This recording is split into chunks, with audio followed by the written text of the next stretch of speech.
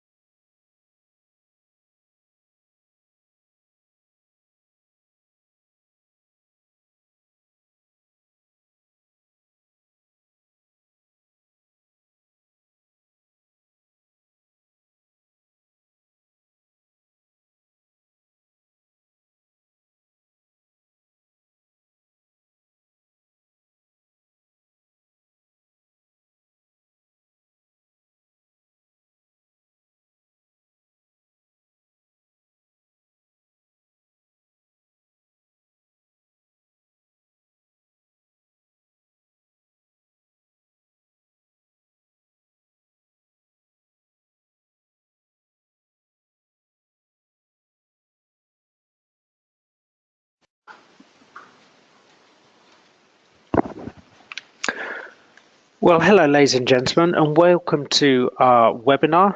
Today it's our key capability webinar around store positioning.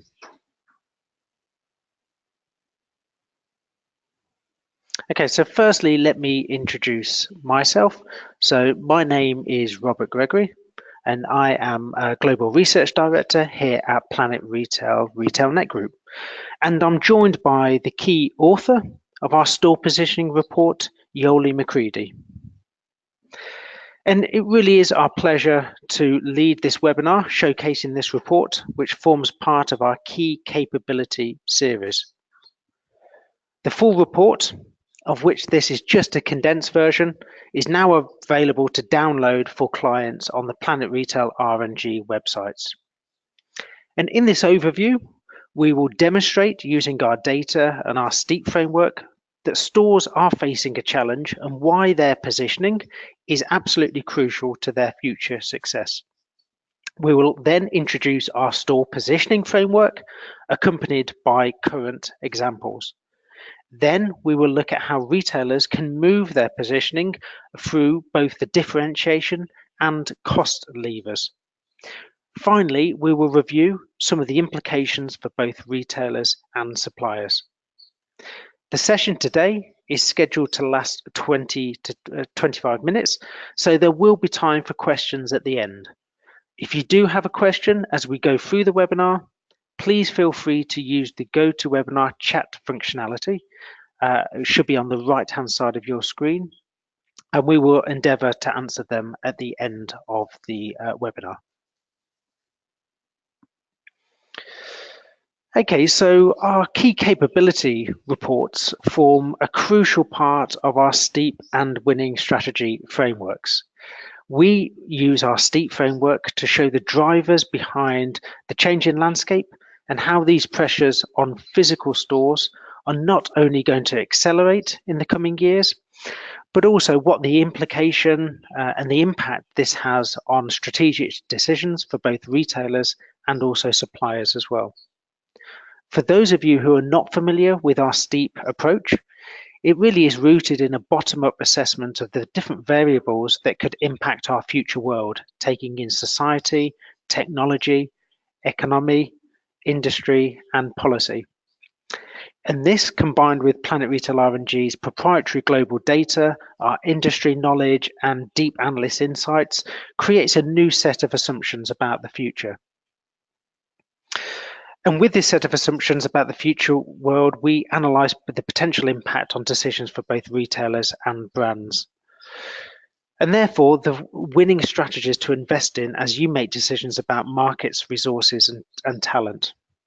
And you can see there that we have 4 winning strategies which feed throughout all of our content. So that is e-commerce and digital ecosystem management, supply chain and fulfillment, shopper engagement and retention, and store of the future.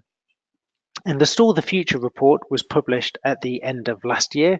And within it, we had a number of different key capabilities, which we believe are going to be absolutely crucial to reinvent stores in the future. And store positioning is perhaps the most important one, which is why we're highlighting it to you today. And the question really, I suppose, is are you a low cost or a differentiated retailer, or can you be a combination of both? So what really are the implications behind this? So just to start off, and let's outline what the situation is. So the physical store is under threat. So while the majority of retail sales are still being completed through stores, and many leading retailers are still highly reliant on their physical assets, their recent slowdown in sales is a major concern. So retail stores are facing competitive pressures brought on the shift to online, as well as a range of social, technological, and economic factors, which are weakening demand for discretionary purchases and also establishing a new set of consumer expectations, which stores may not be the best portal to fulfill them.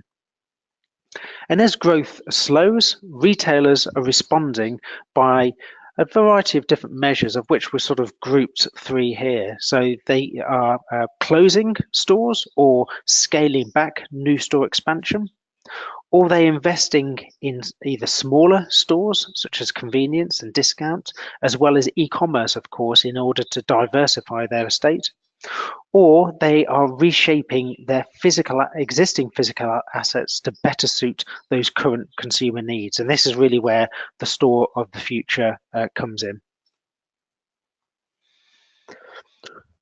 And if we have a look at some of the data that really shows that the pressure on bricks and mortar is, quite, really happening across a number of different markets, so both developed and developing, we can see that store opening growth is slowing, even at the same time as stores are getting smaller and smaller. So on the chart on the left-hand side, you can see at a global level, but also in a key market like the US, there has been a significant slowdown in store expansion. So the growth in store openings seen in previous decades is now in decline. So since 2014, as you can see, the rate of new store openings has been in decline, and really the sharpest falls have been seen in those developed markets where chain retail is more saturated. So markets such as the US, but also Western Europe as well.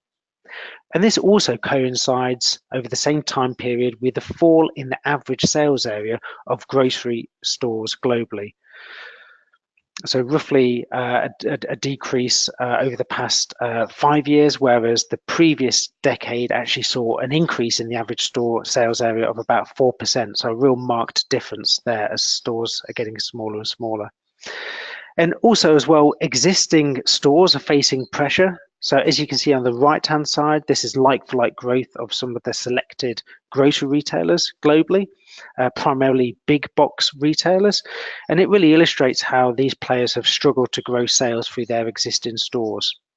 So Tesco, Walmart, and Target are examples of leading retailers that are highly reliant on those large stores. And really, these large stores have been particularly vulnerable to the growth of online, but also to more proximity sort of focus formats such as convenience and discount stores. So this is reflected, as you can see, in a decline in the comp store sales growth and like-for-like sales over the past decades. So retailers will have to contend with both low or even negative growth through their existing physical stores being the norm in the future, as well as that sort of slowing new store opening rate and also store closures as well. So why is this happening? Well, there's a variety of different reasons, as you can see from this slide here. So using the STEIP framework, we've highlighted some societal, some technological, economic, and industrial factors. So in terms of society, shrinking household sizes and urbanization are encouraging smaller purchases, more frequent store trips, and a preference for smaller proximity stores. And the proportion of consumer spending on retail is actually in decline as well. So consumers are increasingly favoring spend on experiences such as travel, entertainment, and dining out. And the on-demand consumer, really influenced by the advent and rapid progression of technology, really has unprecedented access to information, which combined with the growing need for instant gratification has led to an entirely new set of expectations. In terms of technology, developing regions, especially in Asia, are experiencing rapid growth in internet penetration, which is fueling further growth of e-commerce and the wider influence of digital amongst consumers' lives. And the ongoing development of new digital points of purchase, such as voice shopping, auto replenishment, and social shopping, is eroding the role of the store even further. In terms of economy, developed markets are seeing the pressure on the middle class intensify, really triggering heightened price sensitivity, which is obviously fantastic news for discounters, but not so good for those big box and mainstream retailers, which are really suffering. And in terms of industry, the discount channel will double its market share in major markets, which will obviously impact those large retailers that we just talked about, especially the big box players. But also e-commerce is increasingly taking share away from stores. So you can see there from our chart, our forecast is that e-commerce will account for 25% of chain retail by 2022. And in response, many store-based retailers are having to invest heavily in digital acquisitions or investment, which is diverting the investment available for store expansion.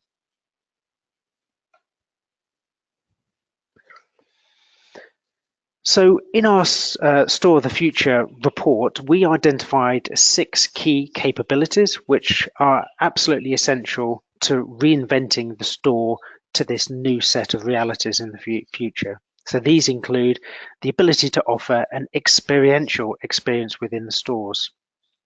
Merchandise fundamentals. So how can the store of the future use merchandise to differentiate and drive traffic? So maybe through exclusives or curated product ranges or even private label. Rethinking the front of the store. So how can the front of the store evolve to face those market challenges and consumer needs? And we've seen lots of examples in terms of checkoutless technology over the past recent months. Digital integration. So how can retailers provide a truly seamless customer experience between the store and online, and also use digital to engage with shoppers once they're within the store? New measures of success. So judging stores on a past set of criteria, such as sales and also profitability, might not be as relevant to the store of the future, especially as more space within the store is devoted to things such as experiential retail. But you can see there in the bottom right, we have store positioning. This to us was the most essential key capability that came out of the Store of the Future work, because really it really guides investment in some or all of the other 5 capabilities, as we will see. So I will now pass you over to Yoli, who's going to be introducing the store positioning concept and how retailers are looking to move between positioning as their strategies evolve. Thanks, Rob. So now to go into our store positioning framework, there are 8 main strategic store positionings which are determined based on the retailer's level of differentiation and cost management, as we can see here on the slide. So a few characteristics of cutting costs include minimizing labor and customer services, or offering a sort of high number of private labels. While differentiation involves making investments to be ultra premium, service focused, highly experiential, or health and wellness targeted. So by taking the combinations of the combination of these two, we are able to sort of determine the store positioning of each retailer in the market.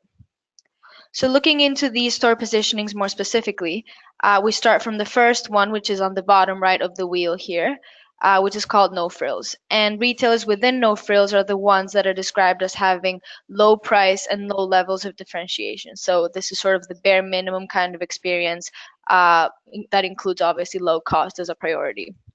Then moving anti-clockwise into our second store positioning, we have low price, where retailers have lower prices than competitors and offer similar levels of product value and service.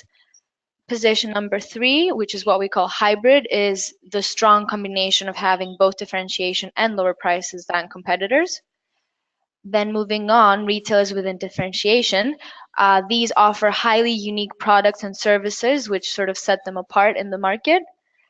Focus differentiation. Within this one, there are fewer retailers, as obviously it sort of requires distinct innovation in product assortment and service, which results in a justified price premium. And then the 3 last ones, which are high price, low value, and standard price, are sort of what we call the undesirable ones, as they tend to offer higher prices than competitors without any substantial differentiation.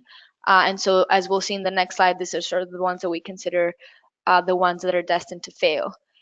And so moving on, we have sort of color-coded these 8 positionings to reflect their main focus, let's say. And as a result, we have the number 1 and 2, which are no frills and low price, which are reliant on low price, which are shown here in purple. Then we have hybrid differentiation and focus differentiation, which obviously focus on adding value through different means of differentiation, so colored in blue here on the wheel. And then finally, we have high price, low value, and standard price, which are most at risk to fail due to sort of their lack of competitive features, and these are colored in pink here. So after introducing the framework, we have sort of mapped some of the key global players within this strategic wheel to have a better representation of what this looks like in the retail industry. And so as we'll see here, retailers ranging from discounters to premium operators and store-based to online players can be allocated a strategic positioning within this framework. So we've selected here some of the leading examples, as you'll see within each positioning. So to name a few examples, we have Dollar General within the no frills positioning, who sort of recognize the need to refresh certain key features, and therefore, as we see here on the right-hand side of the slide, they're experimenting with a new convenience store banner, which has a lot more sort of fresh coffee and fresh bakery items, and is a little more modern and more sort of elevated compared to Dollar General's traditional stores. And then in terms of a supplier example, we have here Dollar General's partnership with Coca-Cola, which together they launched an exclusive series of cans that were honoring veterans in the US, which is obviously a very significant event for US consumers and involves a very emotional sort of connection to it. And this was a way for Dollar General in partnership with Coca-Cola to sort of differentiate from other suppliers. Then in terms of focus differentiation, we looked at Whole Foods, which is of course known for offering unique products and services compared to other players. And then in this example here, we're showing Whole Foods partnerships with Allegro Coffee, which offers premium coffee that is roasted in the store, so it creates a whole experience that makes customers want to go into their store to get their coffee and sort of differentiates it from other players. And then finally, we've chosen Toys R Us as a key example of a retailer that failed to respond to major consumer trends and sort of embrace e-commerce, which is what led to continuous declining sales and, of course, bankruptcy at the end.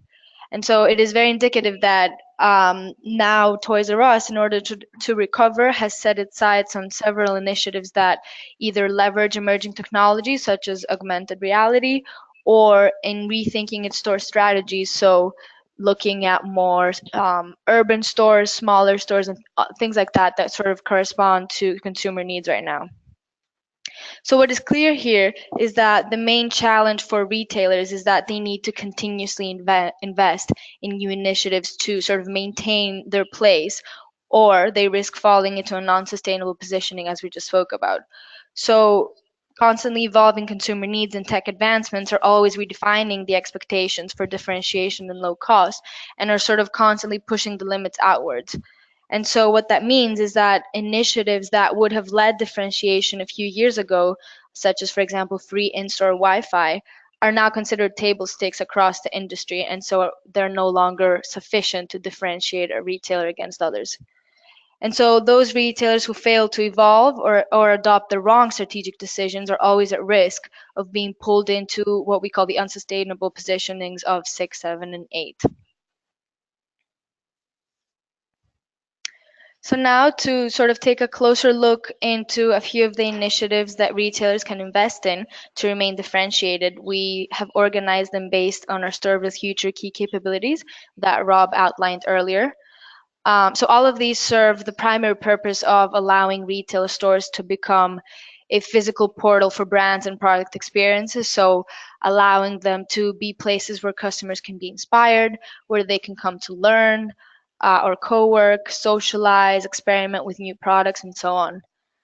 And so as we can see here, initiatives range from adding in-store events to become more experiential, updating the merchandising offering through exclusive products or localization, reinventing the front end, as we've already seen a lot of retailers experimenting with through either scan and go or even entirely checkoutless concept, as I'm sure we all know about Amazon Go.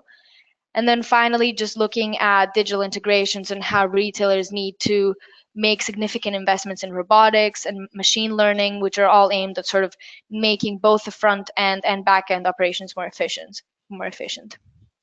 So bottom line, what we think is that retailers should not be limiting their investment to initiatives that are easy to implement. We think that a selection of difficult to implement initiatives may actually have a much higher customer engagement and satisfaction results. So it's very important for retailers to invest in the initiatives that sort of complement or build on their existing strengths and not necessarily the ones that are easiest or most low cost to implement. So on the flip side, looking at some of the ways to lower costs. So there are a number of steep drivers such as internet penetration, pressure in the middle class, and the rapid growth of discounters that are making it more and more vital for retailers to consider new cost-cutting initiatives to remain competitive as well. And so some of our best picks can be depicted here. We've categorized them based on front end, operational or back end, and assortment. So these are some of our best picks, or obviously automating a few mundane tasks such as shelf labels. So instead of having store associates change these, retailers can use digital shelf tags that can automatically be updated across the store. In terms of operations, obviously there are a lot of initiatives, including joining a buying group, optimizing supply chain, even other initiatives that we've seen from Walmart and other retailers that plan to charge suppliers late fees when the products do not arrive on time or if they arrive too early. And then just in terms of assortment, a few things such as everyday low pricing strategies or range rationalization and so on. So a combination of these initiatives should be selected based on a retailer's capacity to integrate them and the operational efficiency that they're sort of trying to achieve. But what the main objective here is that standing still is not an option. Yeah, that's right, Yoli. Even though we've been able to put retailers, allocate a strategic position to each retailer. I think one of the things that's pretty clear, and I think you were saying, Yoli, is that as sort of consumer needs constantly evolve, as technology really develops and the retail landscape overall changes, that sort of what is required to be differentiated and also what is required in terms of cost really is expanding for each of these positionings. So therefore, retailers are constantly looking at ways to evolve between the different positionings, some intentionally and some because they haven't simply been able to keep up with this rapid rate of change. So that's either falling into those more sort of danger positions of 6, 7, or 8, or being able to sort of elevate themselves up further from 1 to 2 to 3, for example. And we've got some examples here, as you can see from the wheel. Probably one of the best examples is Audi. So you can see here that what was previously a no-frills retailer, I think it's fair to say has been able to successfully transition over the course of the past 15, 20 years into what could be now considered a low price positioning. So this is the result of a really concerted investment program that really began in earnest in the early 2000s to widen its appeal to a growing middle class of shoppers that needed quality products at low prices. So how did it go about doing this? So it introduced a number of measures that really aided differentiation while keeping that low cost and really helping to improve its overall quality proposition. So this included an enhanced shopping experience. So the refurbished and larger stores enable a much more comfortable shopping experience with a range of services that traditionally you wouldn't have found within a hard discount store. There's been a focus on fresh, so that's often been brought to the front of the store. It looks much better. There's a great deal done in terms of how that category has been merchandised, as you can see from the photo.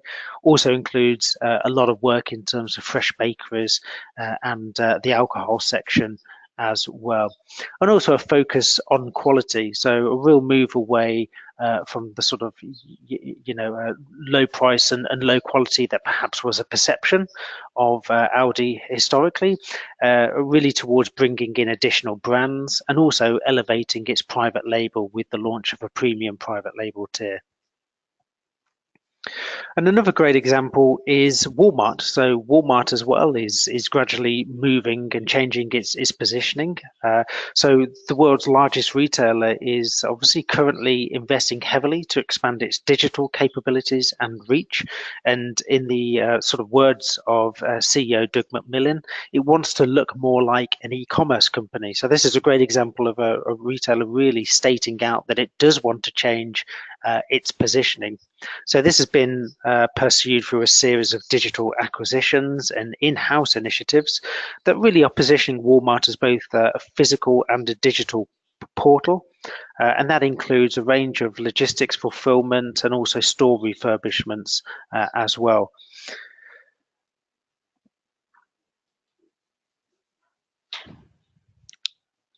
Okay, so we'd like to just finish off now by sort of wrapping all that up. So what I suppose are the implications and the so what's for both retailers and suppliers? Yes, so looking into this, we've aggregated some so whats for retailers and suppliers.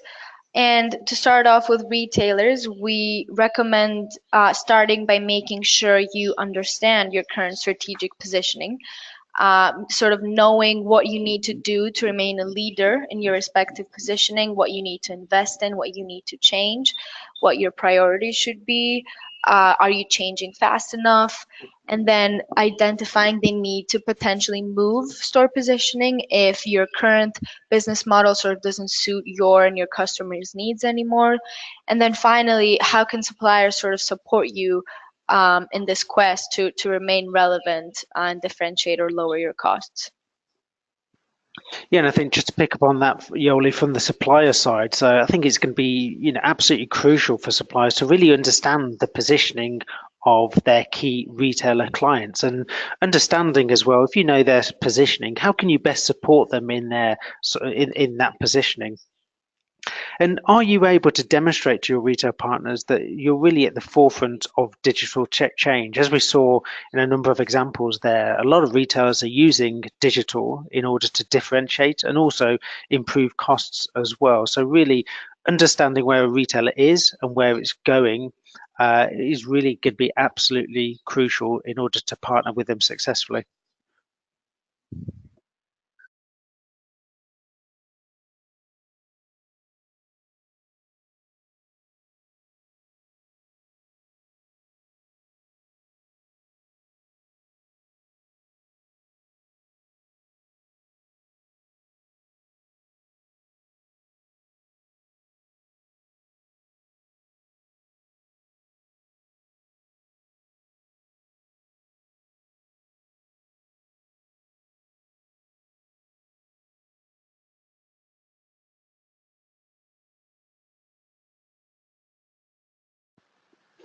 Yeah, thanks. And in terms of the front end, Yoli, for suppliers, so if retailers are potentially looking at revamping their front end in order to manage cost control a bit better, so obviously this has an impact on a number of different brand categories, such as impulse, for example.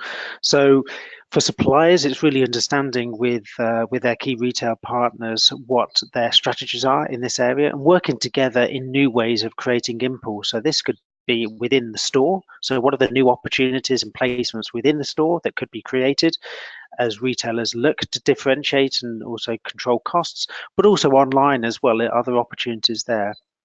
In terms of the assortment, so how can suppliers really improve their packaging to reduce waste, which would obviously help retailers control their costs?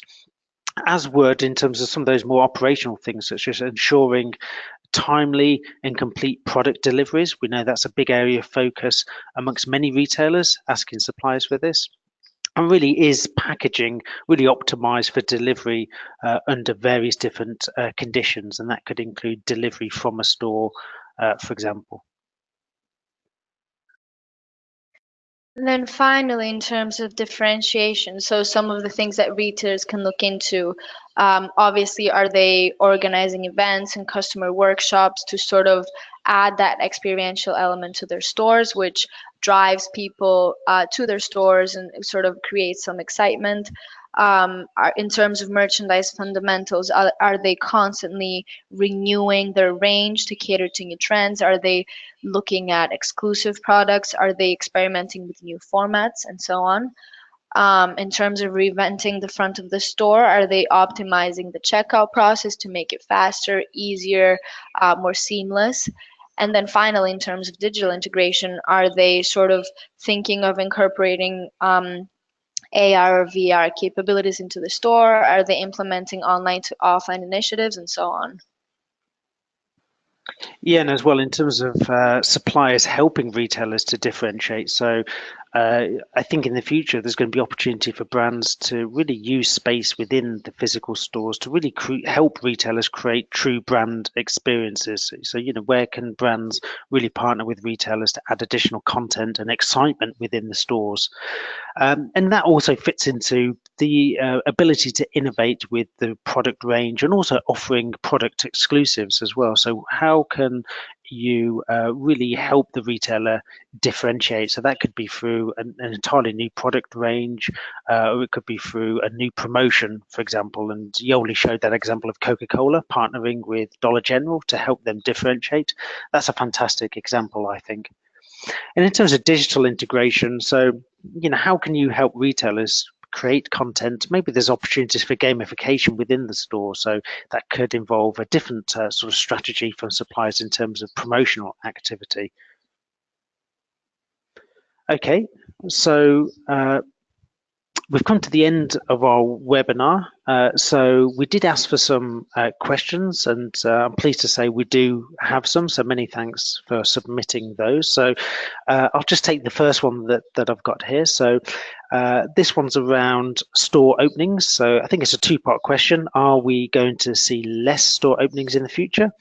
Is the first one, which I'll take. So I think yes, that is true. So hopefully you saw from one of the earlier slides that the rate of new store opening is in decline, and we predict that is going to continue. So stores are still going to be around, but certainly the rate of new store openings is going to sort of deteriorate even further, especially for certain channels. So, for example, hypermarkets are most at risk. They require heavy investment and perhaps are sort of less suitable and less relevant to some of the changes that we're seeing in terms of consumer behavior.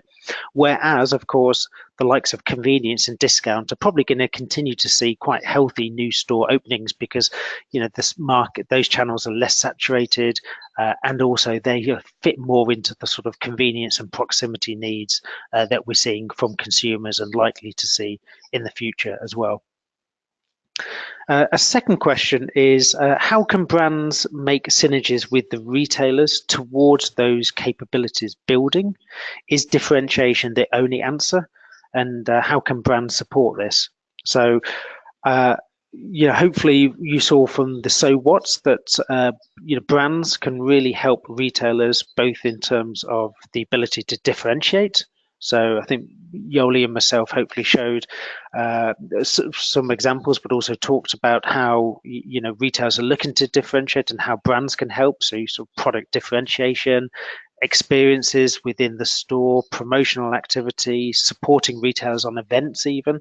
So all these would help differentiate them, but also cost as well. So clearly retailers are looking for brands to supply them with solutions that would help them lower their costs. So that could be really in terms of how products are delivered. So you only have to look at what how efficient discounters are, and in terms of how products to sort of merchandise and how they're delivered to the stores to give an indication. So shelf ready packaging, anything around operational efficiencies. But also I believe it's going to be increasingly crucial in the future to really ensure that timely and complete product deliveries as well. So increasingly, as retailers want to store less stock within their stores, there's going to be greater demand for suppliers to really make sure that there's very timely and complete orders direct to the store. That's going to be more crucial than ever.